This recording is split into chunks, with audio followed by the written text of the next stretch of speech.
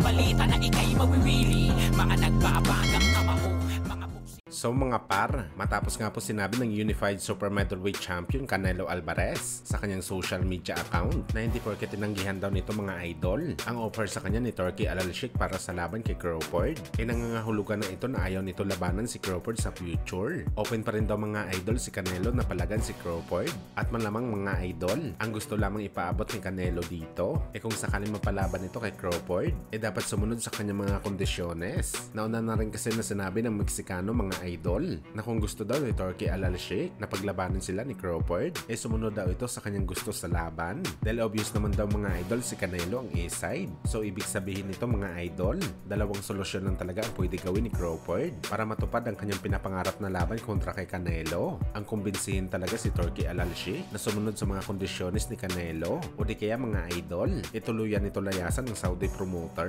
at sumunod sa gusto ni Canelo na maglaban sila under sa promotion ng Premier Boxing Champion o PBC. Kaya para sa atin mga idol, walang ibang magde-decide sa bakbakan ni Crawford at Canelo kundi si Crawford mismo kung gusto talaga nito ng legacy fight at limpak-limpak na pera bago ito magretero sa boxing sports. Sumunod dito sa mga kondisyones sa laban ng Mexican superstar.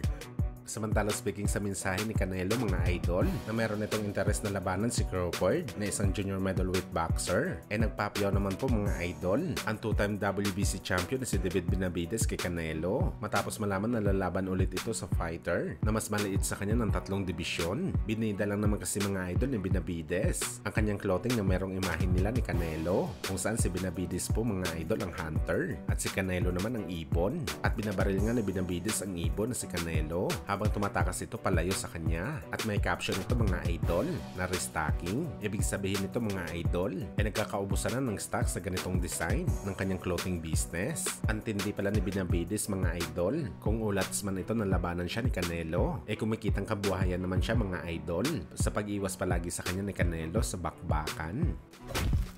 Sa kabilang banda naman mga idol, sa naging article nga po ng BoxingScene.com napag-usapan dito mga idol ang senaryo na baka matulad daw ang ating pambansang kamao Manny Pacquiao sa legendary boxer na si Roberto Duran matapos mapabalita na inaayos na daw ng PBC ang laban ni Mario Barrios at Pacman sa December. Ano yan mga idol? Kapag tinuloy daw ni Pacman ang laban nito sa WBC champion, posible magaya daw ito sa sinapit ni Roberto Duran noong 1988 kalaban si William Joppy kung saan brutal knockout ang sinapit ni Duran na sa mga panahon na yun mga idol 47 anyos na ito at si William Joppy naman 27 years old pa lamang. Pinilit daw kasi mga idol lumaban ni Roberto Duran para magkapera lamang pero hindi niya daw inakala mga idol na kalbaryo pa lang sasapitin niya sa laban na to at posible daw mga idol na maging 35 years anniversary special daw ito mga idol sakali may ikasang laban ng Pacman at Mario Barrios. At ang masasabi lang natin dito mga idol ganito rin ang mga sinabi ng mga boxing site nung nilabanan ni Pacman si Keith Thurman. 0 chance daw na manalo si Pacquiao. At guess what mga idol? Kung ano ang nangyari sa bakbakan na yon?